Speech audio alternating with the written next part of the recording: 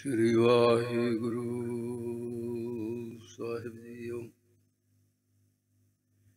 एक ओंकार सतनाम करता पुरख निरभउ निर्वैर अकाल मूरत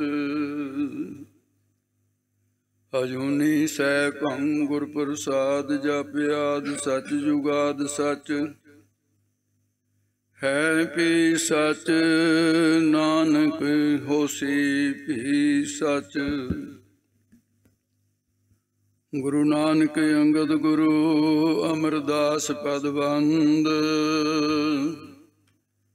रामदास अर्जन गुरु बर श्री हर गोबिंद। हरि राय हर कृष्ण गुर तेग बहादुर चंद। दसवें गोबिंद सिंह गुरु नमो चरण अरविंद। जिसमें अमृत ज्ञान है मानक भगत वैराग। गुरु ग्रंथ साहिब उदद मंदों कार्य अनुराग। श्री गुरु शब्द कमाए जिन जीते पंच विकार। तिन संतन को बंदना सिर चरणन पर तार। मोकूच रह शास्त्र खट पिंग गिरन चढ़ जाए। अंध लखै बदरो सुने जो काल कृपा कराए। कहाँ बुद्ध प्रभ तुच्छ हमारी वर्ण सकै महिमा जो तिहारी। हम ना सकत कर सिफत तुम्हारी आप लिहो तुम कथा सुधारी। सो कहो टल गुर सेवियै अहनिस सहज सुभाए। दर्शन परसे गुरु कै जन्म मरण दुख जाए। दर्शन परसे गुरु कै जन्म मरण दुख जाए। सतनाम श्री वाहिगुरु साहिब जीओ। एक ओंकार सतगुर प्रसाद। राग सोहे छंत महला चौथा घर दूजा। गुरमुख हर गुण गाय हृदय रसन रसाय। हर रसन रसाय मेरे प्रभ पाय। मिलया सहज सुभाय। आंदेन भोग भोगे सुख सोवै। शब्द रह लिमलाय। वड्डे भाग गुर पूरा पाईऐ। आंदन नाम त्याए। सहजे सहज मिलया जग जीवन नानक सुन समावे। वाहिगुरु जी का खालसा वाहिगुरु जी की फतेह। परम सत्कारयोग गुरु साहिब जी की साजी नवाजी गुरु स्वरूप गुरु खालसा साध संगत जीओ। आओ सुरबत संगतां शामां दे वकत सतसंगत दे अंदर पहुंचना कीता है। मुकदी हुई जिंदगी दे कुछ सवास लेखे विच लाउण दा समा प्राप्त होया। उम्र ओहा विच लेखे दे याद साईं विच गुजरे। रागी सिंह साहबान सत्कारयोग भाई अमरदीप सिंह जी ने कीर्तन द्वारा संगतां नूं निहाल किया है। तो साहब की बात ये आखे कहो नानक क्या दीजै। शीस बड़े कर वैष्ण दीजै बिन सिर सेव करी। जिसनों बख्श लहे मेरे प्यारे सो जिस तेरा गावै। गुरबाणी का गायन होया। उपरंत जो लड़ीवार कथा का समा है ਗੁਰੂ ਨਾਨਕ ਦੇ ਘਰ ਵਿੱਚ ਜੋ ਗੁਰੂ ਸਾਹਿਬ ਨੇ ਮਰਜ਼ਾਦਾ ਬੰਨੀ ਹੈ, ਕਥਾ ਦਾ ਇੱਕ ਨਵੇਕਲਾ ਆਪਣਾ ਸਥਾਨ ਹੈ। ਪਾਠ ਔਰ ਕੀਰਤਨ बड़े महान पुण्य करन वाले साधन। कई कोटि जग फला सुन गावन हारे राम। महान पुण्य पैदा होते, पर कला पाठ करन दे नाल ज्ञान विच वाधा नहीं होता। पता ही नहीं किहड़ा शब्द की है। पाठ नालों कीर्तन विच रस ज़्यादा आएगा, क्योंकि उहदे च राग दा अपना प्रभाव है। संगीत का, सुर ताल का, साजां का एक अपना महत्वपूर्ण रोल है उहदे विच। ते अनजान ਸਰੋਤਿਆਂ ਨੂੰ ਸਾਜ਼ਾਂ ਦੇ ਵਿੱਚੋਂ आनंद आउंदा है। सूझवान जिहड़ा है उहनूं शब्द दे विचों आनंद आउंदा है, जिहड़ा शब्द की जानकारी रखदा। तो इस करके है सतगुरु महाराज साहब जी ने मर्यादा बन्नी है। एक गल गुरसिखो ध्यान विच लियाउणी, जिहड़ा अपने पिता दी जीवन विच गल कम आउण वाली गल नूं उहदी औलाद सुणन नूं तैयार नहीं, उहदे ते कदे खुशी नहीं हो सकती। पिता कहेगा मेरे कोल जिहड़ी गल तेरे जीवन च कम आउण वाली है, मैं तेनों अपनी जिंदगी का तजर्बा दसना चाहना, तो भलिया तू तो बहिंदी ही नहीं मेरे को। कथा दे विच गुरु साहब ने साडे जीवन दे विच कम आउण वालियां गल्लां जिहड़ियां ओह दसणियां हुंदियां। व्याख्याकार ने अपने कोलों कुछ नहीं कहना, जो शब्द कह रहा है उन्होंने सौखे तरीके नाल तुहाडे तक पहुंचाउणा। इस करके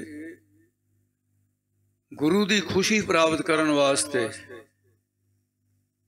कदी कथा नूं पिठ ना दिओ, नहीं इहदा भी लेखा देना पैना है। तरस करो अपने आप, कुछ नहीं बिगड़ना किसी का। कथा की पिठ गुरु नानक नूं परवान नहीं है गुरु प्यारे।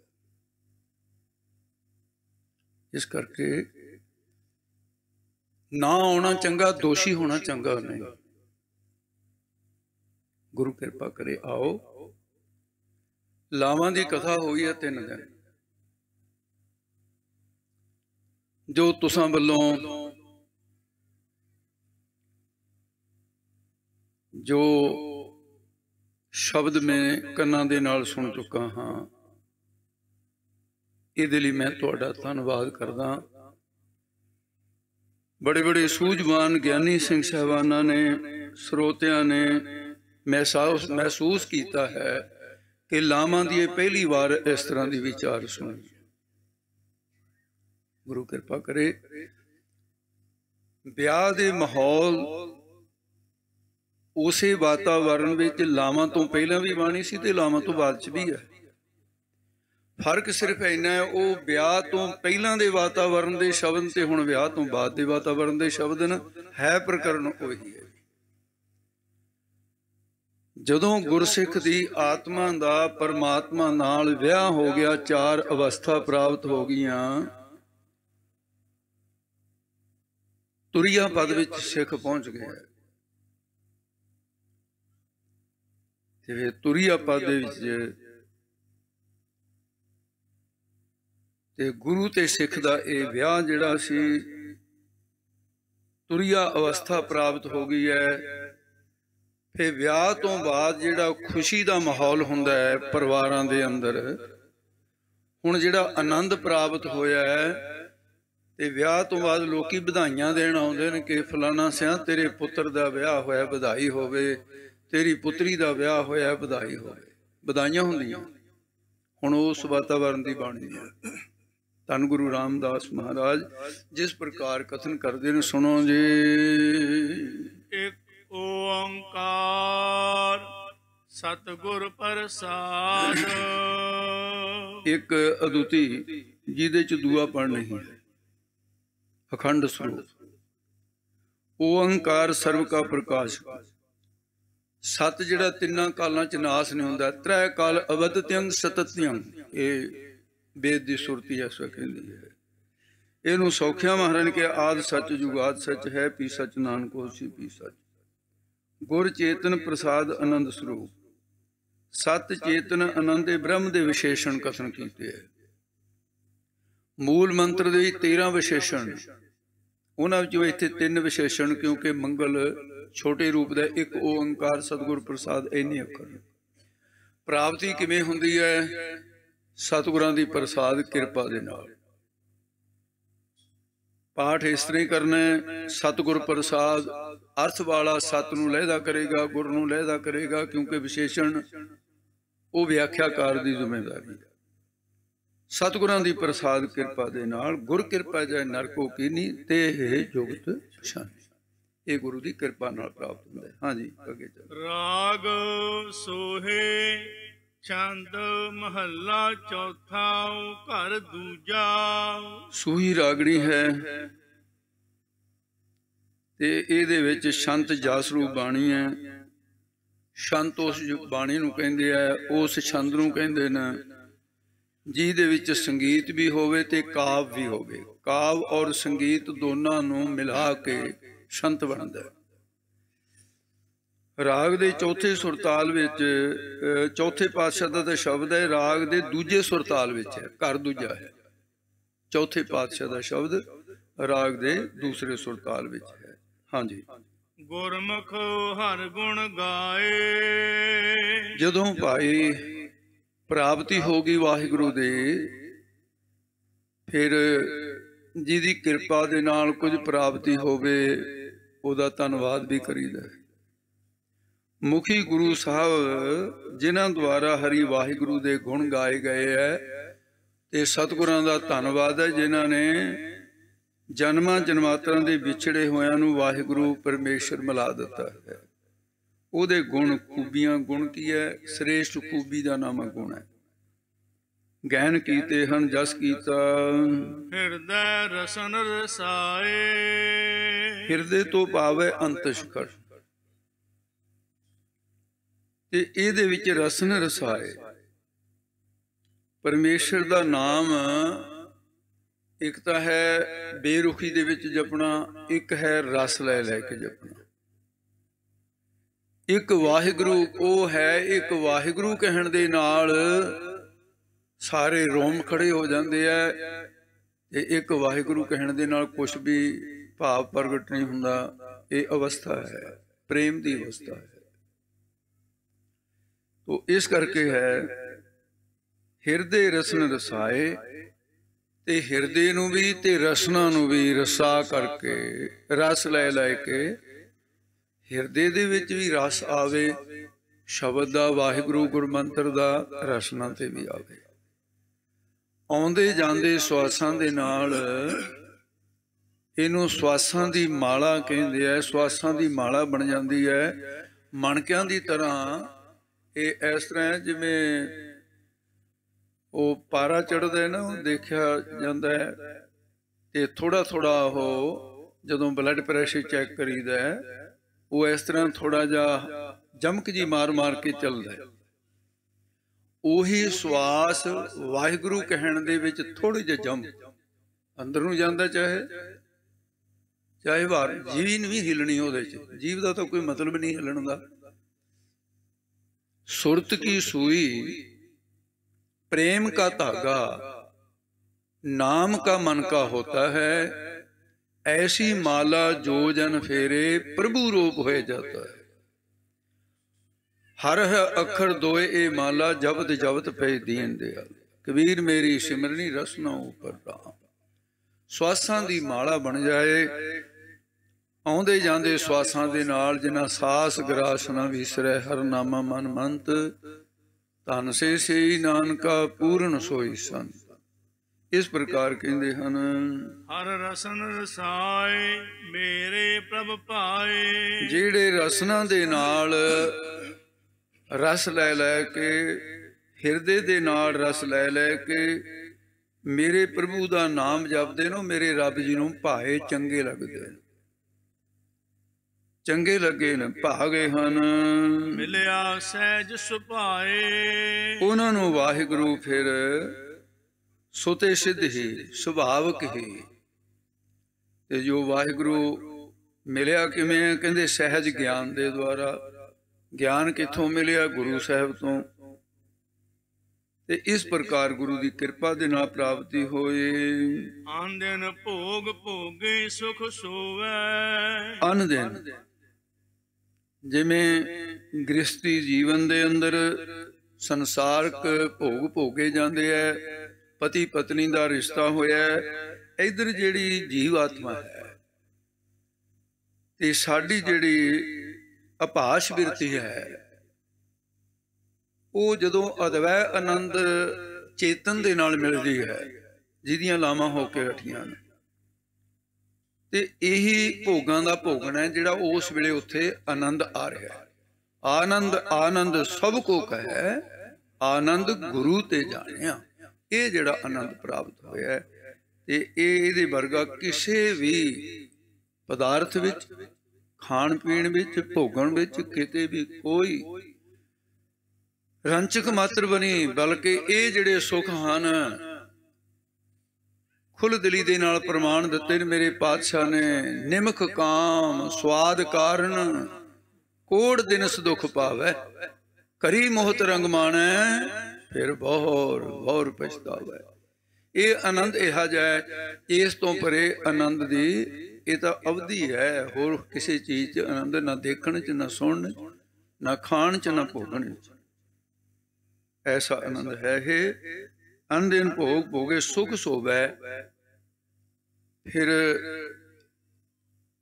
ਸੁਖ ਜਿਹੜਾ ਸ਼ਾਂਤੀ ਦੇ ਵਿੱਚ, ਸ਼ਾਂਤੀ ਦੀ ਨੀਂਦ ਵਿੱਚ ਸੌਂਦੇ ਹੈ, ਗਿਆਨ ਅਵਸਥਾ ਦੀ ਨੀਂਦ ਵਿੱਚ ਸੌਂਦੇ ਹੈ, ਤੇ ਨਿਰਵਿਕਲਪ ਸਮਾਧੀ ਦੇ ਵਿੱਚ ਸੌਂਦੇ ਹਨ। ਸ਼ਬਦ ਰਹਿ ਲਿਵ ਲਾਏ, ਜੋ ਗੁਰਮੰਤਰ ਦਾ ਜਾਪ ਲਿਵ ਇਕਾਗਰਤਾ ਰੂਪ ਬਿਰਤੀ ਨੂੰ ਕਹਿੰਦੇ ਨੇ ਭਾਈ। ਸਾਚੀ ਲਿਵੈ ਬਿਨ ਦੇਹ ਨਿਮਾਣੀ, ਦੇਹ ਨਿਮਾਣੀ ਲਿਵੈ ਬਾਝੋਂ ਕਿਆ ਕਰੇ ਵਿਚਾਰੀ। ਲਿਵ ਇਕਾਗਰਤਾ ਰੂਪ ਬਿਰਤੀ ਹੈ, ਲਿਵ ਲਾ ਕਰਕੇ। ਇਹ ਲੱਗੀ ਲਗਾਈ ਕਤੋਂ ਨਹੀਂ ਮਿਲਣੀ, ਲਾਉਣੀ ਪੈਣੀ ਆ। ਇਹ ਜਿਹੜਾ ਕੰਮ ਬੰਦੇ ਨੂੰ ਆਉਂਦਾ ਹੋਵੇ, ਬਹੁਤ ਸਾਲ ਪੈ ਜਾਣ, ਉਹ ਕਹਿੰਦੇ ਵੀ ਕੰਮ ਤਾਂ ਆਉਂਦਾ ਸੀ ਪਰ ਹੁਣ ਮੈਂ ਭੁੱਲ ਗਿਆ ਵੀ ਮੈਨੂੰ ਚੰਗੀ ਤਰ੍ਹਾਂ ਮੈਂ ਕਰ ਨਹੀਂ ਸਕਦਾ। ਉਹ ਜਦੋਂ ਦੁਬਾਰੇ ਕਰਨ ਲੱਗਦਾ ਤਾਂ ਜਲਦੀ ਦੇ ਕੇ ਰਸਤਾ ਖੁੱਲ ਜਾਂਦਾ। ਲਿਵ ਮਾਤਾ ਦੇ ਉਦਰ 'ਚ ਹਰ ਇੱਕ ਨੇ ਲਾਈ, ਕੋਈ ਇਹੋ ਜਿਹਾ ਹੈ ਹੀ ਨਹੀਂ ਕਿ ਜਿਸਨੇ ਮਾਤਾ ਦੀ ਪੇਟ ਦੀ ਗੁਫਾ ਦੇ ਵਿੱਚ 9 ਮਹੀਨੇ ਕੁਝ ਦਿਨ ਇਹ ਜਪ ਤਪ ਨਾ ਕੀਤਾ ਹੋਵੇ। ਸਭ ਦੀ ਲਿਵ ਲੱਗੀ ਹੋਈ ਸੀ। ਇਹ ਤਾਂ ਮਾਇਆ ਨੇ ਅਮਰ ਵਰਤਾ ਦਿੱਤਾ। ਲਿਵ ਛੁੜ ਗਈ, ਲੱਗੀ ਤ੍ਰਿਸ਼ਨਾ, ਮਾਇਆ ਅਮਰ ਵਰਤਾਇਆ। ਲਿਵ ਤਾਂ ਲੱਗੀ ਹੋਈ ਸੀ ਨਾ। ਸਿਆਣੇ ਸਿਆਣੇ ਡਾਕਟਰ, ਲੇਡੀ ਡਾਕਟਰ, ਦਾਈਆਂ, ਉਹਨਾਂ ਨੂੰ ਪੁੱਛਿਆ ਗਿਆ, ਇੱਕ ਇਹ ਵਿਚਾਰ ਰੱਖੀ ਗਈ ਸਿਆਣਿਆਂ ਦੇ ਵਿੱਚ ਕਿ ਜੀ ਸਭ ਤੋਂ ਪਹਿਲਾਂ ਜੀਵ ਜਦੋਂ ਸੰਸਾਰ ਵਿੱਚ ਆਉਂਦਾ ਹੈ ਤੇ ਉਹਦੀ ਸਭ ਤੋਂ ਪਹਿਲਾਂ ਕੀ ਕਰਤੱਵ ਹੈ, ਕੀ ਕਰਦਾ ਉਹ ਬੱਚਾ ਜਦੋਂ ਜਨਮ ਲੈਂਦਾ? ਸਭ ਨੇ ਇੱਕੋ ਗੱਲ ਦੱਸੀ ਵੀ ਸਭ ਤੋਂ ਪਹਿਲਾਂ ਉਹ ਰੋਂਦਾ ਹੈ। ਠੀਕ ਹੈ, ਇਹ ਵੀ ਗੱਲ ਸਹੀ ਹੈ। ਭਾਈ ਗੁਰਦਾਸ ਸਾਹਿਬ ਨੇ ਕਿਹਾ, ਉਹ ਰੋਵੈ ਦੁੱਖ ਆਪਣਾ, ਉਹ ਰੋਂਦਾ। ਦੋ ਰੋਣਾ ਦੇ ਵਿਚਾਲੇ ਸਾਡਾ ਜੀਵਨ ਹੈ। ਇਹਦੇ ਵਿਚਾਲੇ ਵਿਚਾਲੇ ਕਿਤੇ ਖੁਸ਼ੀ, ਕਿਤੇ ਰੋਣਾ, ਕਿਤੇ ਗਮੀ, ਕਿਤੇ ਰੋਣਾ, ਕਿਤੇ ਹੱਸਣਾ, ਪਰ ਸ਼ੁਰੂ ਸਾਡੀ ਜ਼ਿੰਦਗੀ ਰੋਣ ਤੋਂ ਹੋਈ। ਔਰ ਜਿੱਦਣ ਸਮਾਪਤ ਹੋਈ, ਉਹ ਸ਼ੁਰੂ ਵਾਲਾ ਰੋਣਾ ਫੇਰ ਖੜਾ ਹੈ। ਦੁਖੀਆ ਚਲਿਆ ਰੋਏ, ਜਾਣ ਲੱਗੇ ਫੇਰ ਰੋਊਗਾ। ਆਵਾਜ਼ ਬੰਦ ਹੋ ਜਾਂਦੀ, ਅੱਖਾਂ ਤੇ ਹੰਝੂ ਡੇਗਦੇ ਆ। ਪਤਾ ਹੁੰਦਾ ਵੀ ਮੈਂ ਚੱਲਿਆ ਹੁਣ, ਕੁਛ ਨਹੀਂ ਕਹਿ ਸਕਦਾ ਪਰਿਵਾਰ ਨੂੰ। ਦੋ ਰੋਣਾ ਦੇ ਵਿਚਾਲੇ ਜੀਵਨ ਹੈ। पर इस तो अगली गल सतपुरुषां ने अनुभव नाल खोज के दसिया कि नहीं, इस तो पहला कोई होर करतब भी है, रोण तो बाद भी कोई होर करतब है। वो की है? सब तो पहला श्वासां दी प्रक्रिया शुरू हुई है। फेफड़े भरे, रोना तो बाद च आऊगा। सांस चालू हुंदे न, फेफड़ियां दे विच साह भरदा ते ये मशीन नहीं चालू हुंदी है। पहले श्वास तो जिंदगी आरंभ हुई है ते आखिरी श्वास ते समाप्त हो जानी है। दो श्वासां दे विचाले साडा जीवन, जिंदगी दो श्वासां। इस करके क्या, सास सास हर नाम जप, बिरथा सास मत खोए, क्या जानो के अंत को यही श्वास मत होए। की पता अंतले श्वास होवे हर वेले, उठदे बैठदे तुरदे फिरदे। तो इस करके जिहड़ी लिव है ये इकाग्रता रूप बिरती है। ये माता दे उदर विच उदों बिरती लगी सी ते अजिहे वातावरण विच आ गए ते बिरती टुट गई। ते जिदन माता दे पेट वाला वातावरण असीं अपने घर विच जां जिथे भी बैठे हैं, जंगल च हैं, भोरे च हैं, घर विच हैं, वातावरण वो बनाउणा पैना माता दे उदर वाला। वो किवें बनेगा? माता दे पेट विच साडे कोल अखां हैगियां सी पर असीं देख नहीं सी सकदे। अभ्यासी नूं अखां बंद करनियां पैणगीਆਂ। माता दे उदर विच अखां बंद सी, लिव तां लगी सी, ਕੰਨ ਕੋਲ ਸੀ, बाहर दी कोई आवाज़ नहीं सी आउंदी साडे तक। मां दे कन्नां तक रह जांदी सी, साडे तक नहीं सी आउंदी। जीव कोल सी, बोल नहीं सी सकदे। जे ज्यादा नहीं, कम से कम ये तिन्ने इंद्रियां नूं जदों भजन विच बैठना कन्नां दे विच कोई आवाज़ ना पवे बाहर दी, नहीं तां कन्नां दी आवाज़ जिहड़ी है इस सुरत नूं आवाज़ जिहड़ी अपने वल खिच लैंदी है। जिथों आवाज़ आ रही है सुरत उत्थे जा पहुंचदी है, भजन नूं छड़ जांदी है, नहीं टिकदी।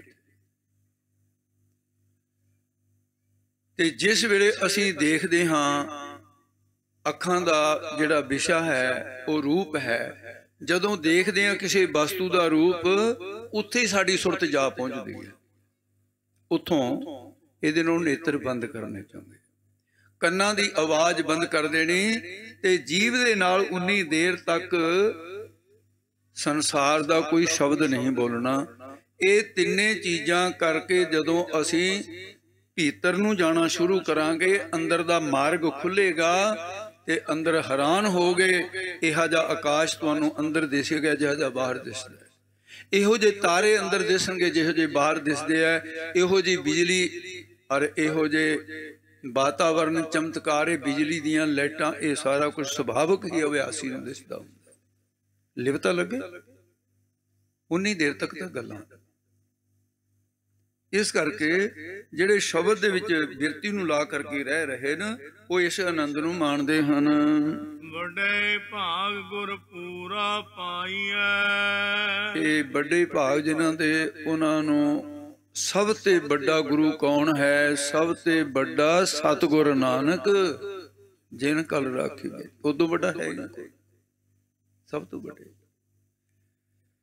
इस गद्दी ते बहन वाले पूरे गुरु 11वें गुरु शब्द गुरु तक पूरा गुरु जिन्होंने प्राप्त हो गया, ब्रह्मनिष्ठी ब्रह्म स्रोत्री, ये पूर्ण गुरु की बात है। वो फिर अंदन नाम ध्याए, वो दिन दिवस अन रात, रात दिन नाम नूं त्याग कर बिरती बना के ध्याउंदे है। दिन राती आराधो प्यारो, निमख न कीजा ढीला, ढिल नहीं करते हन। सहजे सहज मिलिया जग जीवन, संसार दे जीवन रूप ਜਿਹਦੇ करके संसार नूं जीवन मिलिया होया। संसार जी रहा है, ਉਹਦਾ नाम जग जीवन है। जग नूं जिउंदा रखण वाला, ਉਹਦੇ गुणा करके ਉਹਦਾ नाम जग जीवन पै गया। सहजे सुते सिद्ध ही जां फिर सहजे ज्ञान द्वारा, ਤੇ ਸਹਿਜ ਗਿਆਨ ਸਰੂਪ ਪਰਮਾਤਮਾ ਉਹ ਉਹਨਾਂ ਨੂੰ ਮਿਲ ਗਿਆ ਹੈ। ਨਾਨਕ ਸੁਨ ਸਮਾਏ। ਸੁਨ ਅਵਸਥਾ ਜਿਹੜੀ ਹੈ, ਅੰਤਰ ਸੁਨੰ ਬਾਹਰ ਸੁਨੰ ਤ੍ਰਿਭਵਨ ਸੁਨਮ ਸੁਨੰ, ਚੌਥੇ ਸੁਨੈ ਜੋ ਨਰ ਜਾਣੇ ਤਾਂ ਕੋ ਪਾਪ ਨਾ ਪੁੰਨ। ਸੁਨ ਅਵਸਥਾ ਨਿਰਵਿਕਲਪ ਸਮਾਧੀ ਦਾ ਨਾਮ ਹੈ, ਜਿਹਦੇ ਚ ਕੋਈ ਵੀ ਫੁਰਨਾ ਨਹੀਂ, ਫੁਰਨੇ ਰਹਿਤ। ਤੋ ਇਸ ਕਰਕੇ ਕਿਹਾ ਹੈ ਕਿ ਸੰਕਲਪਾਂ ਵਿਕਲਪਾਂ ਦੇ ਸਮੁੰਦਰ ਦੇ ਵਿੱਚ ਡੁੱਬਿਆ ਹੋਇਆ ਮਨਾ, ਖਿਆਲਾਂ ਦੇ ਸਮੁੰਦਰ ਵਿੱਚ ਗੋਤੇ ਖਾ ਰਹੇ ਮਨ, ਉਹ ਜਰਾ ਲਹਿਰਾਂ ਤੋਂ ਖਹਿੜਾ ਛੁਡਾ ਕੇ ਤਾਂ ਦੇਖ, ਕਿੱਡੀ ਸੋਹਣੀ ਦੁਨੀਆ ਖਿਆਲਾਂ ਤੋਂ ਉੱਪਰ।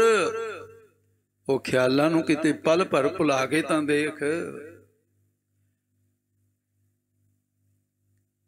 ਫੁਰਨਿਆਂ ਖਿਆਲਾਂ ਦੀ ਨਹੀਂ ਪਹੁੰਚ ਜਿੱਥੇ, ਉਸ ਆਲਮ ਦੀ ਮਸਤੀ ਅਜਮਾ ਕੇ ਤਾਂ ਦੇਖ, ਮਿਲ ਜਾਏਗਾ ਸੁਖ ਚੈਨ ਸਦੀਵੀ। ਉਹ ਫੁਰਨੇ ਰਹਿਤ ਦੁਨੀਆ ਚ ਆ ਕੇ ਤਾਂ ਦੇਖ, ਤੂੰ ਤਾਂ ਉਹ ਦੁਨੀਆ ਚ ਆ ਹੀ ਨਹੀਂ ਰਿਹਾ। ਇਹ ਉਹ ਦੁਨੀਆ ਦੀ ਬਾਤ ਕੀਤੀ ਹੈ। ਉਹ ਉਸ ਨਿਰਵਿਕਲਪ ਸਮਾਧੀ ਸਮਾਉਂਦੇ ਹਨ। ਸੰਗਤ ਸੰਤ ਮਿਲਾਏ। ਜਿਨ੍ਹਾਂ ਨੂੰ ਭਾਈ ਸੰਤਾਂ ਦੀ ਸੰਗਤ ਵਿੱਚ ਮਿਲਾਪ ਮੇਲ ਹੋ ਗਿਆ, ਸ਼ਾਂਤ ਆਤਮਾ ਬੰਦਗੀ ਕਰਨ ਵਾਲੇ ਗੁਰਸਿੱਖਾਂ ਵਿੱਚ ਹਰ ਸਰ ਨਿਰਮਲ ਨਾਏ। ਤੇ ਉਹ ਫਿਰ ਹਰੀ ਪਰਮੇਸ਼ਰ ਵਾਹਿਗੁਰੂ ਦਾ ਨਾਮ ਹੈ, ਜਿਹੜਾ ਸਰ ਸਰੋਵਰ ਦੀ ਨਿਆਈ ਹੈ। ਉਹ ਨਿਰਮਲ ਨਾਮ ਰੂਪੀ ਜਲ ਦੇ ਵਿੱਚ ਨਹਾਏ, ਨਹਾਉਣ ਦਾ ਵਾਚਕ ਹੈ, ਉਹਦੇ ਵਿੱਚ ਇਸ਼ਨਾਨ ਕੀਤਾ ਹੈ। ਇਸ ਕਰਕੇ ਇਹ ਅੰਤਰੀਵ ਇਸ਼ਨਾਨ ਹੈ। ਸੱਚ ਤਾਂ ਪਰ ਜਾਣੀਆਂ ਜਾਂ ਆਤਮ ਤੀਰਥ ਕਰੇ ਨਿਵਾਸ। ਸਤਿਗੁਰੂ ਨੂੰ ਪੁੱਛ ਕੇ ਬਹਿ ਰਹਿ ਕਰੇ ਨਿਵਾਸ। ਸੱਚ ਸਭਨਾ ਹੋਏ ਦਾਰੂ, ਪਾਪ ਕੱਢੈ ਧੋਏ, ਨਾਨਕ ਬਖਾਣੈ ਬੇਨਤੀ ਜਨ ਸੱਚ ਪਰਲੇ। ਸੱਚ ਤਾਂ ਸਾਬਣ ਹੈ, ਮੈਲ ਧੋ ਧੋ ਕੇ ਕੱਢ ਦਿੰਦਾ, ਸੁੱਧ ਬਣਾ ਦਿੰਦਾ। ਝੂਠ ਦੇ ਨਾਲ ਮਨ ਮੈਲਾ ਹੋਇਆ। ਇਸ ਨਿਰਮਲ ਜਲ ਦੇ ਨਾਲ, ਨਾਮ ਜਲ ਦੇ ਨਾਲ ਨਹਾਉਣਾ ਕਰੇ ਤੇ ਫਿਰ ਨਿਰਮਲ ਹੋ ਜਾਏਗਾ। ਹਰ ਸਰ ਨਿਰਮਲ ਨਹਾਏ, ਇਹ ਇਸ਼ਨਾਨ ਕਰਨ ਦੀ ਰੀਤ ਹੈ। ਨਿਰਮਲ ਜਲ ਨਹਾਏ ਮੈਲ ਗਵਾਏ। ਜਿਹੜਾ ਮੈਲ ਤੋਂ ਰਹਿਤ ਸੁਧ ਕਰਨ ਵਾਲਾ ਵਾਹਿਗੁਰੂ ਦਾ ਨਾਮ ਹੈ। ਭਰੀਐ ਮਤ ਪਾਪਾਂ ਕੈ ਸੰਗ, ਉਹ ਧੋਪੈ ਨਾਵੈ ਕਰੈ। ਨਿਰਮਲ ਜਲ ਨਹਾਏ ਮੈਲ ਗਵਾਏ। ਮੈਲ ਜਿਹੜੀ ਹੈ ਬੜੀ ਨਾਮਰਾਦ, ਕੈਸੀ ਇਹ ਸ਼ਕਤੀ ਹੈ ਜਿਹੜੀ ਖਹਿੜਾ ਨਹੀਂ ਛੱਡਦੀ। 8 ਧਾਤੂਆਂ ਵਿੱਚ ਲੋਹੇ ਨੂੰ ਸਭ ਤੋਂ ਸਖਤ ਮੰਨਦੇ ਆ, ਕਿਉਂਕਿ ਲੈਂਟਰ ਪੈਂਦੇ ਆ, ਬੜੇ ਬੜੇ ਪੁਲ ਬਣਦੇ ਆ, ਤੇ ਲੋਹਾ ਜਿਹੜਾ ਉਹਦੇ ਵਿੱਚ ਵਰਤੋਂ ਚ ਆਉਂਦਾ ਹੈ। ਸੀਮੈਂਟ ਬਜਰੀ ਸਹਾਇਕ ਹੁੰਦਾ ਹੈ, ਪਰ ਜੇ ਕਿਤੇ ਲੋਹੇ ਨੂੰ ਜ਼ਰ ਪੈ ਜਾਏ ਖਾ ਜਾਂਦੀ ਹੈ, ਬੋਦਾ ਹੋ ਜਾਂਦਾ, ਲੈਂਟਰ ਟੁੱਟ ਜਾਂਦੇ ਨੇ, ਕਿਉਂਕਿ ਜ਼ਰ ਪੈ ਗਈ। ਬਸਤਰ ਹੈ, ਮੈਲ ਪੈ ਜਾਵੇ ਬਸਤਰ ਨੂੰ ਖਾ ਜਾਂਦੀ ਹੈ, ਮੈਲ ਕਮਜ਼ੋਰ ਕਰ ਦਿੰਦੀ ਹੈ। ਤੇ ਫਿਰ ਜੇ ਮਨ ਦੇ ਵਿੱਚ ਮੈਲ ਪੈ ਗਈ ਤੇ ਮਨ ਨੂੰ ਬੋਧਾ ਨਹੀਂ ਕਰੇਗੀ। ਮਨ ਹੋਰ ਬੋਧਾ ਕਿਵੇਂ ਹੋਇਆ? ਇਹ ਮੈਲ ਨਹੀਂ ਤਾਂ ਕੀਤਾ ਹੋਇਆ। ਮੈਲ ਇੱਕ ਜਨਮ ਦੀ ਵੀ ਨਹੀਂ, ਜਨਮ ਜਨਮ ਕਰੋੜਾਂ ਜਨਮਾਂ ਦੀ, ਜਨਮ ਜਨਮ ਕੀ ਇਸ ਮਨ ਕੋ ਮਲ ਲੱਗ, ਕਾਲਾ ਹੋ ਸਿਆ ਖਾਨੜੀ ਧੋਤੀ ਉਹਦੀ ਲੀ ਨਾ ਹੋਵੇ ਜੋ ਸੋ ਧੋਬਨ। ਇਹ ਤਾਂ ਕੋਲੂ ਦੀ ਲੀਰ ਹੈ। ਸੰਧਿਆਈ ਸਹਿਤ ਮੈਲ ਚਲੀ ਗਈ, ਔਖਾ ਇਹਨੂੰ ਸੁਧ ਕਰਨਾ। ਤੋ ਇਸ ਕਰਕੇ ਇਹ ਕਮਜ਼ੋਰ ਕਰਦੀ ਹੈ ਅੰਤਸ਼ਕਰ ਨੂੰ। ਇਹ ਫਿਰ ਨਿਰਮਲ ਨਾਮ ਦਾ ਜਲ ਹੀ ਹੈ, ਉਹਦੇ ਵਿੱਚ ਇਸ਼ਨਾਨ ਕਰਨ ਦੇ ਨਾਲ ਇਹ ਮੈਲ ਗਵਾ ਜਾਂਦੀ ਹੈ, ਯਾਨੀ ਮੈਲ ਖਤਮ ਹੋ ਜਾਂਦੀ ਹੈ। ਭਏ ਪਵਿੱਤ ਸਰੀਰਾ। ਇਹਦੇ ਨਾਲ ਤਿੰਨੇ ਸਰੀਰ ਪਵਿੱਤਰ ਹੋ ਗਏ। ਹਰ ਇੱਕ ਮਨੁੱਖ ਦੇ ਕੋਲ 3 ਸਰੀਰ ਨੇ, ਸਭਨਾਂ ਦੇ ਕੋਲ, ਤੁਹਾਡੇ ਕੋਲ, ਮੇਰੇ ਕੋਲ, ਸਭ ਕੋਲ। ਇੱਕ ਤਾਂ ਇਹ ਸਰੀਰ ਹੈ ਜਿਹੜਾ ਤੁਸੀਂ ਮੇਰੇ ਵੱਲ ਵੇਖਦੇ ਹੋ, ਕਥਾ ਕਰਨ ਵਾਲੇ ਦਾ ਸਰੀਰ, ਪਾਠ ਬੋਲਣ ਵਾਲੇ ਦਾ, ਮੈਂ ਤੁਹਾਡੇ ਵੱਲ ਦੇਖਦਾ। ਇਹ ਅਸਥੂਲ ਸਰੀਰ ਹੈ, 5 ਤੱਤ 25 ਪ੍ਰਕਿਰਤੀਆਂ ਦਾ ਬਣਿਆ ਹੋਇਆ। ਇਹਦੇ ਅੰਦਰ ਇਹ ਚਮੜੇ ਦੇ ਮਕਾਨ ਦੇ ਅੰਦਰ ਇੱਕ ਹੋਰ ਮਕਾਨ ਦੇ ਵਿੱਚ ਹੋਰ ਮਕਾਨ ਹੈ, ਕੋਠੜੇ ਮੈਂ ਕੋਠੜੀ। ਉਹ ਕੀ ਹੈ? 17 ਤੱਤਾਂ ਦਾ ਬਣਿਆ ਹੋਇਆ ਸੂਖਮ ਸਰੀਰ। 5 ਗਿਆਨ ਇੰਦਰੇ, 5 ਕਰਮ ਇੰਦਰੇ, 5 ਪ੍ਰਾਣ, ਮਨ ਤੇ ਬੁੱਧ, 5 ਤੀਆ 15 ਤੇ 2 17। 17 ਤੱਤਾਂ ਦਾ ਸੂਖਮ ਸਰੀਰ ਹੈ ਜਿਹੜਾ ਇਸ ਚਮੜੇ ਦੇ ਮਕਾਨ ਨੂੰ ਛੱਡ ਕੇ ਪਰਲੋਕ ਨੂੰ ਲੇਖਾ ਦੇਣ ਜਾਂਦਾ ਹੈ, ਨਰਕਾਂ 'ਚ ਜਾਂਦਾ ਹੈ, ਅਗਲੀਆਂ ਜੂਨਾਂ 'ਚ ਜਾਂਦਾ ਹੈ, ਪਿੱਛੋਂ ਜੂਨਾਂ 'ਚੋਂ ਆਇਆ। ਉਹ ਸੂਖਮ ਸਰੀਰ ਹੈ। ਸੂਖਮ ਸਰੀਰ 17 ਤੱਤਾਂ ਦਾ। ਉਸ ਤੋਂ ਅੱਗੇ ਕਾਰਨ ਸਰੀਰ ਹੈ ਜਿਹਦੇ 'ਚ ਮਾਇਆ ਦਾ ਬਰੀਕ ਜਿਹਾ ਪੜਦਾ ਹੈ। 5 ਕੋਸ਼ਾਂ ਤੋਂ 3 ਦੇਹਾਂ ਤੋਂ ਪਰੇ ਸਾਡਾ ਆਪਣਾ ਸਰੂਪ ਹੈ। ਉਹ ਕੋਸ਼ਾਂ ਦਾ ਢਕਿਆ ਹੋਇਆ ਹੈ। ਕੋਸ਼ ਨਾਮ ਪੜਦੇ ਦਾ ਮਿਆਨ ਦਾ ਹੈ। ਅਨਮੈ ਕੋਸ਼, ਮਨੋਮੈ ਕੋਸ਼, ਪ੍ਰਾਣਮੈ ਕੋਸ਼, ਵਿਗਿਆਨਮੈ ਕੋਸ਼, ਆਨੰਦਮੈ ਕੋਸ਼। ਇਹ ਕੋਸ਼ ਪੜਦੇ ਤੇ ਪੜਦਾ, ਪੜਦੇ ਤੇ ਪੜਦਾ ਆਤਮਾ ਦੀ ਸਿਖਿਆਤਾ ਕਾਰਨ ਨਹੀਂ ਹੁੰਦੀ। ਤੋ ਇਸ ਕਰਕੇ ਹੈ ਤਿੰਨੇ ਸਰੀਰ ਪਵਿੱਤਰ ਹੋ ਜਾਂਦੇ ਨਾਮ ਜਪਣ ਦੇ ਨਾਲ। ਅਸਤੂਲ, ਕਾਰਨ, ਸੂਖਮ, ਤਿੰਨੇ ਸਰੀਰ ਭਏ ਪਵਿੱਤਰ ਪਏ ਹੋ ਗਏ। ਦੁਰਮਤ ਮੈਲ ਗਈ ਭਰਮ ਭਾਗਾ। ਭੈੜੀ ਮੱਤ ਸੀ ਜਿਹੜੀ ਵਿਸ਼ੇ ਵਿਛਾਣਾ ਵਾਲੀ, ਜਿਹੜੀ ਮੱਤ ਦੇ ਨਾਲ ਵਿਕਾਰ ਪੈਦਾ ਹੁੰਦਾ ਸੀ, ਗਈ, ਚਲੀ ਗਈ। ਜਿਹੜਾ ਭ੍ਰਮ ਸੀ ਉਹ ਭਾਗਾ, ਉਹ ਵੀ ਦੌੜ ਗਿਆ। ਭੱਜ ਜਾਣਾ, ਜਿਹਦੇ ਕਿਤੇ ਕਿਸੇ ਤੇ ਵਿਪਤਾ ਪੈ ਜਾਵੇ ਉਹ ਦੌੜਦਾ ਹੈ। ਭਰਮ ਦੇ ਉੱਤੇ ਵਿਪਤਾ ਪੈਂਦੀ ਹੈ ਜਦੋਂ ਗਿਆਨ ਹੁੰਦਾ। ਅੰਧੇਰੇ ਦੇ ਉੱਤੇ ਵਿਪਤਾ ਉਦੋਂ ਪੈਂਦੀ ਹੈ ਜਦੋਂ ਸੂਰਜ ਚੜ੍ਹਦਾ, ਦੌੜ ਜਾਂਦਾ। ਦੀਵਾ ਬਲੇ ਅੰਧੇਰਾ ਜਾਏ। ਇਸ ਕਰਕੇ ਜਿਹੜੀ ਭੈੜੀ ਮੱਤ ਸੀ ਵਿਸ਼ੇ ਵਿਖਾਉਣ ਵਾਲੀ, ਉਹ ਦੁਰਮਤ ਮੈਲ ਗਈ। ਇਹ 4 ਪ੍ਰਕਾਰ ਦੀ ਮੱਤ ਹੁੰਦੀ ਹੈ ਜੀ।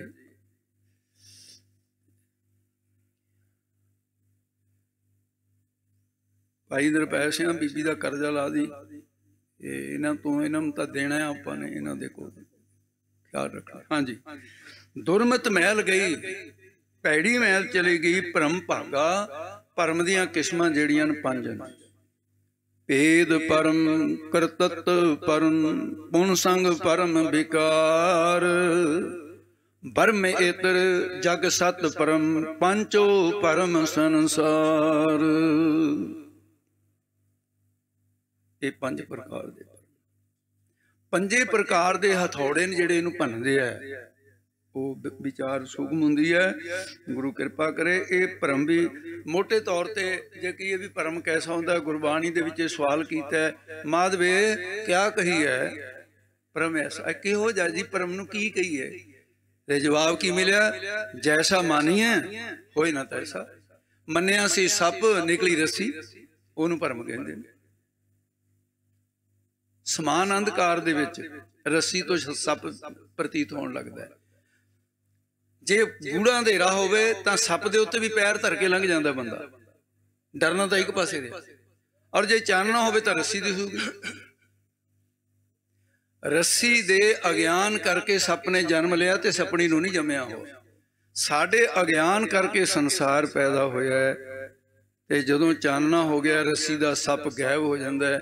ਜਦੋਂ ਗਿਆਨ ਦਾ ਚਾਨਣਾ ਹੋ ਗਿਆ ਉਸ ਵੇਲੇ ਸੰਸਾਰ ਵੀ ਗਾਇਬ ਹੋ ਜਾਂਦਾ ਹੈ। ਔਰ ਦਿਸਣ ਕੀ ਲੱਗ ਜਾਂਦਾ ਹੈ?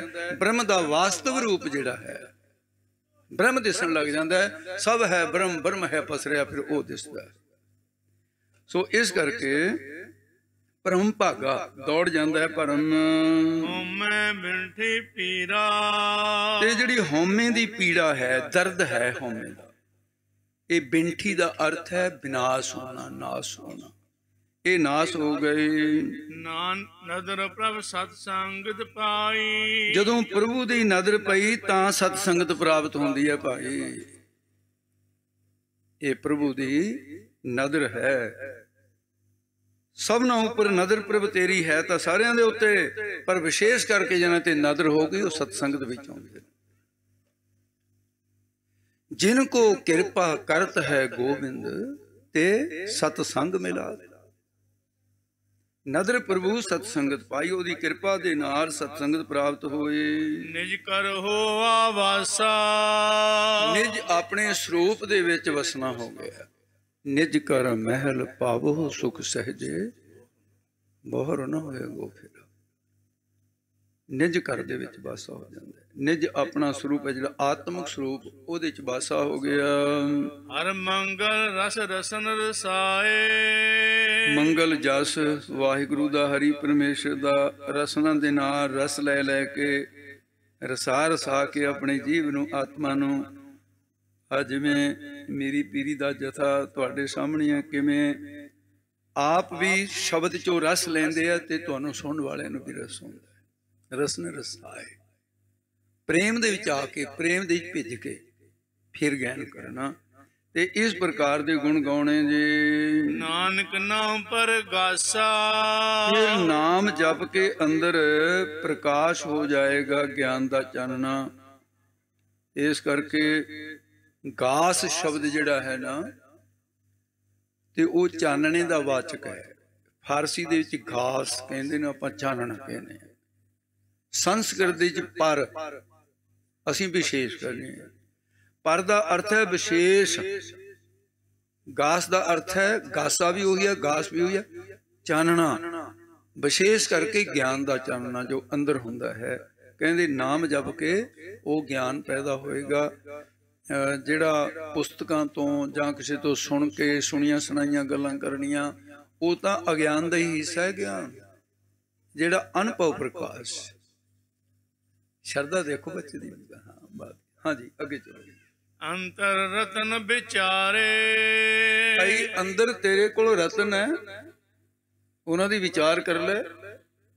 ਭਿੱਖਾ ਭਗਤ ਹੋਇਆ, ਕਹਿੰਦੇ ਭਿੱਖਾ ਭੁੱਖਾ ਕੋ ਨਹੀਂ, ਸਭ ਕੀ ਗਠੜੀ ਲਾਲ, ਬਿਨ ਇਹ ਗਠੜੇ ਖੂਲੇ ਤਾਹੇ ਪਿਆ ਕੰਗਾਲ। ਕੰਗਾਲ ਤਾਂ ਹੋਇਆ।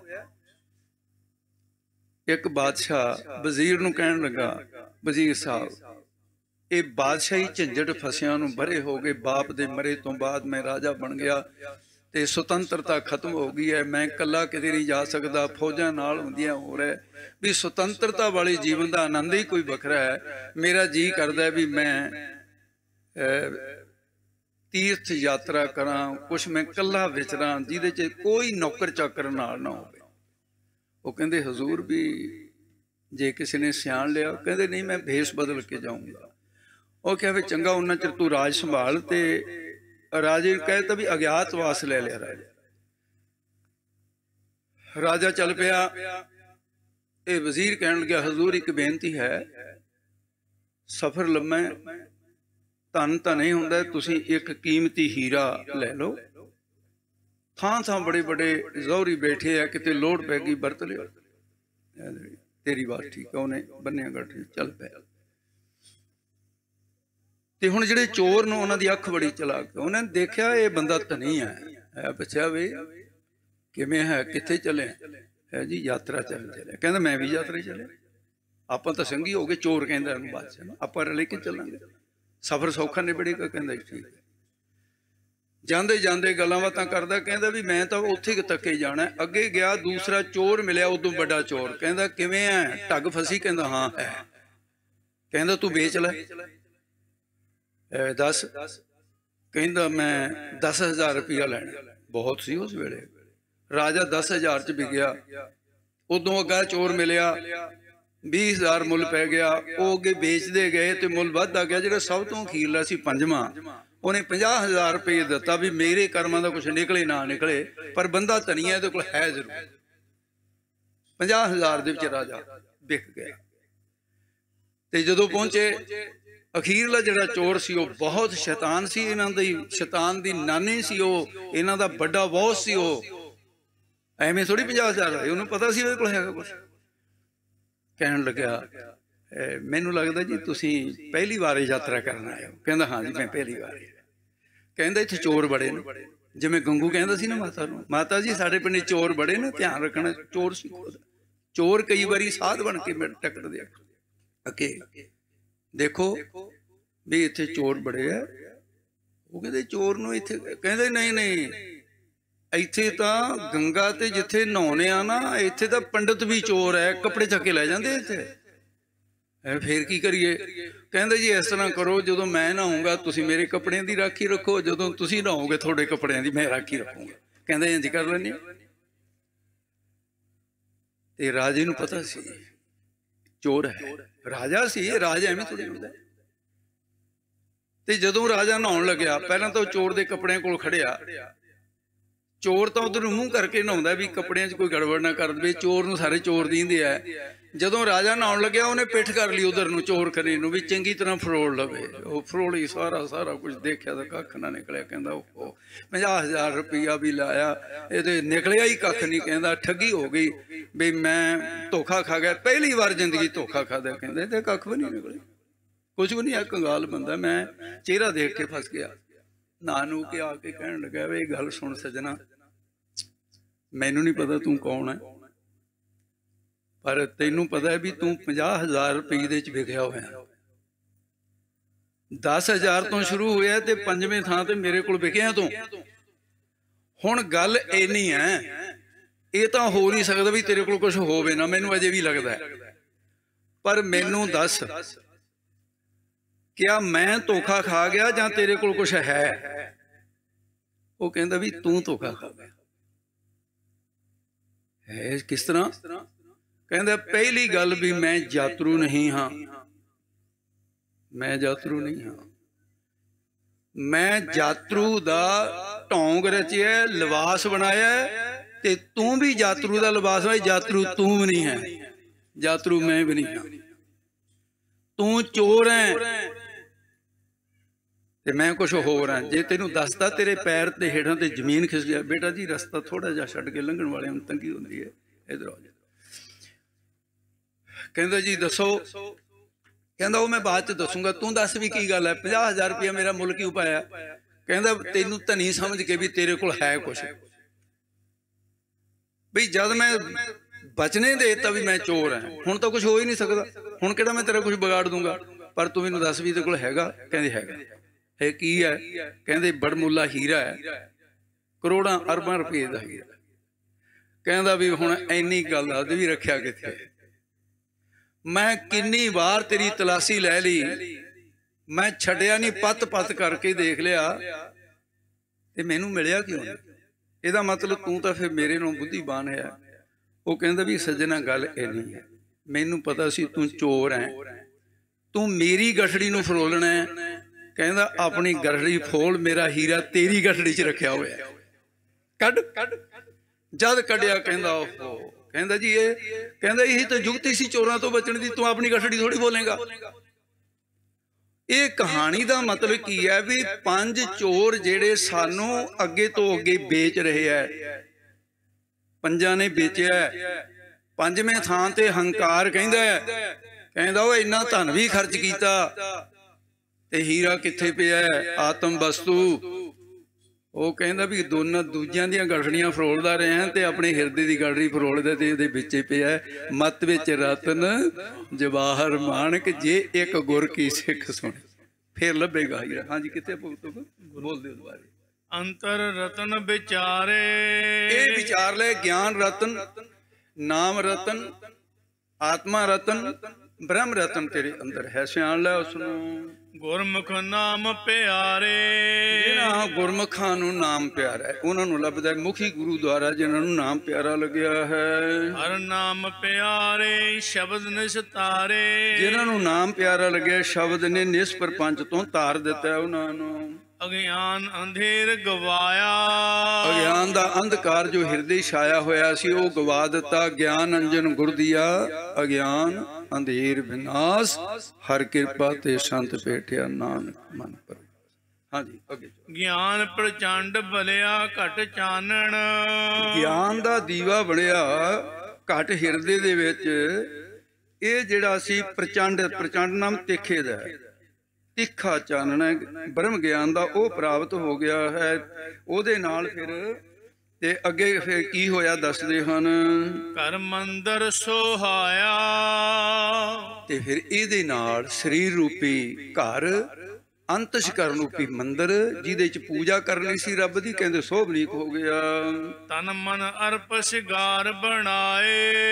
ਤੇ ਹੁਣ ਫਿਰ ਜਿਸ ਜੀਵ ਰੂਪ ਇਸਤਰੀ ਦਾ ਬ੍ਰਹਮ ਦੇ ਨਾਲ ਲਾਵਾਂ ਹੋ ਕੇ ਹਟੀਆਂ ਨੇ, ਉਹਨੇ ਕਹਿੰਦੇ ਵੀ ਬੀਬੀਆਂ ਸ਼ਿੰਗਾਰ ਕਰਦੀਆਂ, ਇੱਧਰ ਵੀ ਹੈ ਕੋਈ ਸ਼ਿੰਗਾਰ? ਮਹਾਰਾਜ ਕਹਿੰਦੇ ਹਾਂ। ਤਨ ਮਨ ਜਿਹੜਾ ਅਰਪਣ ਕੀਤਾ ਇਹੀ ਸ਼ਿੰਗਾਰ ਬਣਾਇਆ। ਤੇ ਜਾਂ ਫਿਰ ਮਨ ਮੋਤੀ ਜੇ ਗਹਿਣਾ ਹੋਵੇ ਪਾਉਣ ਹੋਵੇ ਸੂਤ ਧਾਰੀ, ਖਿਮਾ ਸ਼ਿੰਗਾਰ ਕਾਮਨ ਤਨ ਪਹਿਰੈ ਹੋਵੇ ਲਾਲ ਪਿਆਰੀ। ਲਾਲ ਬਹੁ ਗੁਣ ਕਾਮਨ ਮੋਹੀ ਤੇਰੇ ਗੁਣ ਹੋਏ ਨ ਆਵਰੀ। ਹਰ ਹਰ ਹਾਰ ਕੰਠ ਲੈ ਪਹਿਰੇ ਦੰਬੋ ਤੇਰੇ ਦੰਤ ਲਈ, ਕਰ ਕਰ ਕਰਤਾ ਕੰਗਨ ਪਹਿਰੈ ਇਨ ਵਿਦ ਚੇਤਰੇ। ਇਤਿਆਦ। ਜਾਂ ਫਿਰ ਭੈਕੀਆਂ ਦੇ ਸਲਾਈਆਂ ਨੈਣੀ, ਭਾਵ ਕਾ ਕਰ ਸ਼ਿੰਗਾਰੋ ਤਾਂ ਸੁਹਾਗਣ ਜਾਣੀਆਂ ਲਾਗੀ, ਜਾ ਸੋ ਤਰੇ ਪਿਆਰੋ। तो इस प्रकार ये शिंगार बनाया है। हर प्रभ साचे पाया, ये मेरे वाहिगुरु निरंकार नूं पाउंदा है, सच्चे नूं वाहिगुरु ने सच्चा शिंगार। जो प्रभु कहे सोई पर कीजै, जो प्रभु कहंदा है भाई गुरु स्वरूप हो के ओही करना करिए। नानक अंक समाया, वो अद्वै आनंद स्वरूप दे गोद दे विच समा जांदे ने सुरत करके। हर प्रभु काज रचाया, ਇਹ ਜਿਹੜਾ ਸੀ ਕਾਜ ਜੀਵ ਆਤਮਾ ਦਾ ਪਰਮਾਤਮਾ ਦੇ ਨਾਲ ਵਿਆਹ ਦਾ ਗਿਆਨ ਦਾ ਕਾਰਜ ਜਿਹੜਾ ਸੀ ਇਹ ਵਾਹਿਗੁਰੂ ਪਰਮੇਸ਼ਰ ਨੇ ਰਚਾਇਆ। ਆਪ ਹੀ ਕਿਰਪਾ ਉਹਦੀ ਖੇਡ ਹੈ। ਇਹ ਗੁਰੂ ਸਾਹਿਬ ਨੇ ਕਾਰਜ ਰਚਾਉਣਾ ਕੀਤਾ। ਗੁਰਮੁਖ ਵਿਆਹਵਣ ਆਇਆ, ਵਿਆਹਣ ਜੀ ਵਿਆਹਵਣ ਬਾਬਾ ਨਹੀਂ ਹੈ। ਗੁਰਮੁਖ ਵਿਆਹਵਣ ਆਇਆ, ਕੋਈ ਨਹੀਂ ਵਿਆਹ। ਗੁਰਮੁਖ ਵਿਆਹਣ ਆਇਆ। ਗੁਰਮੁਖ ਜਿਹੜਾ ਸੀ ਤੇ ਮੁਖੀ ਗੁਰੂ ਸਾਹਿਬ ਦੁਆਰਾ ਉਹ ਚੇਤਨ ਬ੍ਰਹਮ ਜਿਹੜਾ ਸੀ ਉਹ ਵਿਆਹਣ ਵਾਸਤੇ ਆਇਆ ਜੀਵ ਰੂਪ ਔਰਤ ਨੂੰ। ਇਸ ਪ੍ਰਕਾਰ ਮੁਖੀ ਗੁਰੂ ਦੁਆਰਾ ਜੋ ਗਿਆਨ ਹੋਇਆ, ਗਿਆਨ ਦੁਆਰਾ ਵਿਆਹ ਹੁੰਦਾ। ਵਿਆਹਣ ਆਇਆ ਗੁਰਮੁਖ ਹਰ ਪਾਇਆ, ਤੇ ਜਦੋਂ ਵਿਆਹਣ ਵਾਸਤੇ ਮੇਲ ਕਰਨ ਵਾਸਤੇ ਅਕਾਲ ਪੁਰਖ ਹਿਰਦੇ ਪ੍ਰਗਟ ਹੋਇਆ, ਮੁਖੀ ਗੁਰੂ ਸਾਹਿਬ ਦੁਆਰਾ ਉਸ ਵਾਹਿਗੁਰੂ ਨੂੰ ਪਾਲਿਆ ਹੈ। ਪਾਇਆ ਸਾਤਨ ਕੰਤ ਪਿਆਰੀ, ਤੇ ਜਦੋਂ ਇਹ ਪ੍ਰਾਪਤ ਕਰ ਲਿਆ ਸਾ ਉਹ ਧਨ ਇਸਤਰੀ ਜੀਵ ਰੂ ਕੰਤ ਪਤੀ ਪਰਮਾਤਮਾ ਨੂੰ ਪਿਆਰੀ ਹੋ ਗਈ। ਕੰਤ ਦਾ ਅਰਥ ਪਿੱਛੇ ਵੀ ਹੋਇਆ ਸੀ, ਆਪ ਜੀ ਦੇ ਜਿਹੜੇ ਰੋਜ਼ ਕਥਾ ਸੁਣਦੇ ਹੋ। ਤੇ ਇਹ ਕੰਗ ਨਾਮ ਸੁਖ ਦਾ ਹੈ। ਵਿਆਕਰਨ ਅਨੁਸਾਰ ਇਹਦੇ ਵਿੱਚੋਂ ਅੰਤ ਕੰਗ ਅੰਤ ਕੰਤ ਜਿਹਨੇ ਜਿੱਥੇ ਸਾਰੇ ਸੁੱਖਾਂ ਦਾ ਅੰਤ ਹੋ ਜਾਵੇ ਉਹਨੂੰ ਕੰਤ ਕਹਿੰਦੇ, ਸਭ ਤੋਂ ਵੱਡਾ ਸੁੱਖ। ਤੇ ਇਸ ਕਰਕੇ ਭਾਈ ਇਸਤਰੀ ਪੁਰਸ਼ ਦਾ ਪਤੀ ਪਤਨੀ ਦਾ ਮਿਲਾਪ ਦਾ ਉਹ ਸੁਖ ਨਹੀਂ ਜਿਹੜਾ ਆਤਮਾ ਪਰਮਾਤਮਾ ਦਾ ਹੈ। ਇਹ ਹੈ ਕੰਤ ਅਸਲੀ ਜਿਹੜਾ ਅਕਾਲ ਪੁਰਖ। ਇਦੋਂ ਵੱਡਾ ਹੋਰ ਕੋਈ ਅੰਤ ਨਹੀਂ, ਹੋਰ ਕੋਈ ਕੰਤ ਨਹੀਂ ਹੈ। ਸਭ ਤੋਂ ਵੱਡਾ ਸੁਖ ਵਾਹਿਗੁਰੂ ਦੇ ਕੋਲ ਹੈ। ਉਹ ਸੁਖ ਹੈ ਸਦੀਵ ਸੁਖ ਜਿਹੜਾ ਆ ਕੇ ਕਦੇ ਜਾਂਦਾ ਨਹੀਂ ਹੈ। ਸੰਤ ਜਨਾ ਮਿਲ ਮੰਗਲ ਗਾਏ, ਕਹਿੰਦੇ ਜੀ ਵਿਆਹ ਦੇ ਵਿੱਚ ਬੀਬੀਆਂ ਗੀਤ ਗਾਉਂਦੀਆਂ, ਇੱਧਰ ਕਹਿੰਦੇ ਇੱਥੇ ਸੰਤਾਂ ਨੇ ਜਿਹੜੇ ਕੀਰਤਨ ਕੀਤਾ। ਗੁਰਮੁਖਾਂ ਨੇ ਕਹਿੰਦੇ ਭਾਈ ਇਹੀ ਮੰਗਲ ਖੁਸ਼ੀ ਦੇ ਗੀਤ ਇਹੀ ਸਮਝ ਜਿਹੜਾ ਕੀਰਤਨ ਹੋਇਆ ਜਸ ਹੋਇਆ ਹੈ। ਹਰ ਜੀਓ ਆਪ ਸਵਾਰੀ, ਉਹ ਜੀਵ ਰੂ ਇਸਤਰੀ ਵਾਹਿਗੁਰੂ ਜੀ ਨੇ ਆਪ ਸਵਾਰ ਦਿੱਤੀ ਹੈ ਗੁਣਾ ਕਰਕੇ। ਸੁਰ ਨਰ ਗਣ ਗੰਧਰਵ ਮਿਲ ਆਏ, ਗੰਧਰਵ ਕਹਿਣਾ ਜੀ ਆਪਾਂ ਨੇ ਇਹਨੂੰ। ਸੁਰ ਨਰ ਗਣ ਗੰਧਰਵ ਮਿਲ ਆਏ। ਤੇ ਗੰਧਰਵ ਇਹ ਦੇਵਤਿਆਂ ਦੇ ਗਵਈਆਂ ਦਾ ਨਾਂ ਹੈ। ਸੁਰ ਦੇਵਤੇ ਇੱਕ ਸੁਰ ਦੇਵਤੇ ਹੁੰਦੇ ਨੇ, ਇੱਕ ਨਰ ਦੇਵਤੇ ਹੁੰਦੇ ਨੇ।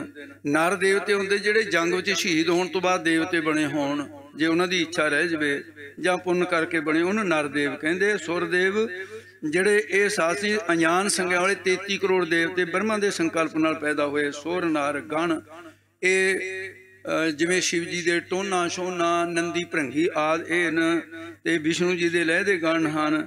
ਤੇ ਇਸ ਕਰਕੇ ਗੰਧਰਵ ਦੇਵਤਿਆਂ ਦੇ ਰਾਗੀ ਮਿਲ ਆਏ। ਇਹ ਵੀ ਮਿਲ ਕੇ ਆਏ ਬਰਾਤ ਬਣ ਕੇ। ਜਦੋਂ ਬ੍ਰਹਮ ਗਿਆਨ ਹੋ ਗਿਆ, ਬ੍ਰਹਮ ਗਿਆਨੀ ਨੂੰ ਵਧਾਈਆਂ ਦੇਣ ਆਏ। ਅਪੂਰਵ ਜੰਜ ਬਣਾਈ, ਇਹ ਕਹਿੰਦੇ ਜੰਜ ਜਿਹੜੀ ਆ ਲੋਕਾਂ ਦੀਆਂ ਜੰਜਾਂ ਵਰਗੀਆਂ ਨਹੀਂ। ਅਪੂਰਵ, ਅਪੂਰਵ ਦਾ ਅਰਥ ਅਸਚਰਜ। ਇਹ ਅਸਚਰਜ ਹੀ ਜਨ ਬਣੀ ਹੈ ਜਿਹੜੀ ਆ ਕੇ ਬ੍ਰਹਮ ਗਿਆਨੀ ਨੂੰ ਵਧਾਈਆਂ ਦਿੱਤੀਆਂ ਵੀ ਤੁਹਾਨੂੰ ਵਧਾਈਆਂ ਹੋਵੇ, ਤੈਨੂੰ ਪਰਮਾਤਮਾ ਦੀ ਪ੍ਰਾਪਤੀ ਹੋ ਗਈ। ਦੇਵਤੇ ਵੀ ਆਉਂਦੇ ਨੇ ਉਹਨੂੰ ਵਧਾਈਆਂ ਦੇਣ ਵਾਸਤੇ। ਇਹ ਜੰਜ ਹੈ। ਨਾਨਕ ਪ੍ਰਭ ਪਾਇਆ ਮੈਂ ਸਾਚਾ, ਤੇ ਹੁਣ ਜਗਿਆਸੂ ਕਹਿੰਦਾ ਹੈ ਕਿ ਮੈਂ ਸੱਚੇ ਪ੍ਰਭੂ ਵਾਹਿਗੁਰੂ ਨੂੰ ਪਾ ਲਿਆ, ਪ੍ਰਾਪਤ ਕਰ ਲਿਆ ਹੈ। ਨਾ ਕਦੇ ਮਰੈ ਨਾ ਜਾਈ, ਸੰਸਾਰ ਦੀਆਂ ਔਰਤਾਂ ਨੂੰ ਬੰਦੇ ਛੱਡ ਵੀ ਜਾਂਦੇ ਐ ਤੇ ਕੰਤ ਮਰ ਗਿਆ ਤਾਂ ਵਿਧਵਾ ਹੋ ਜਾਂਦੀ ਹੈ। ਅਕਾਲ ਮੂਰਤ ਵਰ ਪਾਇਆ ਅਵਨਾਸੀ, ਨਾ ਕਦੇ ਮਰੇ ना जाया, ना मरेगा ना जाएगा। ऐसा अकाल मूर्त बर ਉਹ ਪਤੀ परमात्मा मिल गया। ਤੇ ਇਹਦੀਆਂ ਚਾਰ ਲਾਵਾਂ ਸਨ। मैं अज कुछ समा ਤੇ ਆਪਣੇ ਸਮੇਂ ਚੋਂ ਇਹ ਰਾਗੀ ਸਿੰਘਾਂ ਨੂੰ ਮੀਰੀ ਪੀਰੀ ਦੇ ਮਾਲਕ ਸੱਚੇ ਪਾਤਸ਼ਾਹ ਐ ਗੁਰੂ ਹਰਗੋਬਿੰਦ ਸਾਹਿਬ ਤੇ ਨਾਮ ਦੀ ਬੜੀ ਲਾਜ ਰੱਖਦਾ ਤੂੰ, ਤੇਰੇ ਨਾਮ ਤੇ ਇਹ ਜਥਾ ਹੈ, ਮੈਂ ਮਹਾਰਾਜ ਕਿਰਪਾ ਕਰਨੀ ਤੇ ਤੇਰੇ ਨਾਮ ਨੂੰ ਮੈਂ 5 ਮਿੰਟ ਇਹਨਾਂ ਨੂੰ ਤੁਸੀਂ ਕਿਸੇ ਨੇ 10 ਪਾਉਂਡ, ਕਿਸੇ ਨੇ 20 ਪਾਉਂਡ, ਕਿਸੇ ਨੇ ਇੱਕ ਆਪ ਕੁਛ ਹੋਰ ਵੀ ਕੰਪੜਿਆ ਸੂਮ ਲੋਕ ਕੀ ਕਰਦੇ ਨਾ, ਉਹ 1 ਪਾਉਂਡ ਤੜਾ ਕੇ ਰੱਖਦੇ ਕੋਲ, ਪਹਿਨੀਆਂ ਹੁੰਦੀਆਂ ਉਹਦੀਆਂ, ਕੱਲੀ ਕੱਲੀ ਲਿਆ ਕੇ ਦੇਈ ਜਾਣੀ। ਰਾਗੀ ਸਿੰਘਾਂ ਨੂੰ ਪਾਪੇ ਮੱਥਾ ਮਾਰਦੇ ਰਹਿਣ ਬਾਅਦ ਵਿੱਚ। ਇਹ ਨਾ ਕੰਮ ਕਰਿਆ ਕਰੋ। ਤੇ ਗੁਰੂ ਕਿਰਪਾ ਕਰੇ 10ਵਾਂ ਦਸੌਂ ਦੇ ਦੇਣ ਦੀ ਤਾਂ ਆਪਾਂ ਨੂੰ ਆ ਗਿਆ ਹੈ। ਤੇ ਇਹੋ ਜਿਹੇ ਜਥੇ ਨੂੰ ਤੇ ਜਿਨ੍ਹਾਂ ਨੇ ਤੁਹਾਨੂੰ ਤੁਹਾਡੇ ਸਾਹਮਣੇ ਹੈ ਬਾਣੀ ਤੇ ਬਾਣਾ, ਸਿੱਖ ਪੰਛੀ ਦੇ 2 ਪਰਨ ਇਹ, ਬਾਣੀ ਬਾਣਾ ਪੰਖ ਪਜਾਣੋ, ਸਿੰਘ ਨਾਮ ਤਿਸ ਪੰਛੀ ਜਾਣੋ, ਪਹਿਲੇ ਬਾਣੀ ਫੇਰ ਬਾਣਾ। ਰਾਗੀ ਸਿੰਘ ਸਤਿਕਾਰਯੋਗ ਨ, ਪਰ ਬਾਣਾ ਗਿਆ ਰਾਗੀ ਸਿੰਘਾਂ ਦੇ ਕੋਲ, ਬਾਣੀ ਰਹਿ ਗਈ ਕਦੀ। ਕਈਆਂ ਦੇ ਕੋਲ ਬਾਣਾ ਹੈ, ਰਾਗ ਨਹੀਂ ਹੈ। ਇਹਨਾਂ ਦੇ ਕੋਲ ਬਾਣਾ ਵੀ ਹੈ ਤੇ ਰਾਗ ਵੀ ਹੈ। ਆਓ ਇਹਨਾਂ ਦੇ ਕੋਲ ਲਾਭ ਪ੍ਰਾਪਤ ਕਰੀਏ। ਦਾਸ ਇੱਥੇ ਸਮਾਪਤੀ ਕਰਦੇ ਹਾਂ ਜੀ। ਬੋਲ ਸੰਤ ਜਨਾ ਮਿਲ ਮੰਗਲ ਗਾਏ, ਹਰ ਜੀਓ ਆਪ ਸਵਾਰੀ, ਸੁਰ ਨਰ ਗਣ ਗੰਧਰਵ ਮਿਲ ਆਏ, ਅਪੂਰਵ ਜੰਜ ਬਣਾਈ। ਨਾਨਕ ਪ੍ਰਭ ਪਾਇਆ ਮੈਂ ਸਾਚਾ, ਨਾ ਕਦੇ ਮਰੇ ਨਾ ਜਾਈ। हे गोविंद हे गोपाल हे दयाल लाल, प्राणनाथ अनाथ सखे दीन दर्द, हे समरथ अगम पूरन मोहे मया तार। अंधकूप महापयान नानक पारे, आए प्रभु शरणागति कृपा निध दयाल। एक अखर हर मन वस्त नानक होत नेहा, वाहिगुरु नाम जहाज है, चढ़े सो तरे पार। जो सरदा कर सेव दे पार उतारन, जो सरदा कर सेव दे पार उतारन हार। वाहिगुरु जी का खालसा।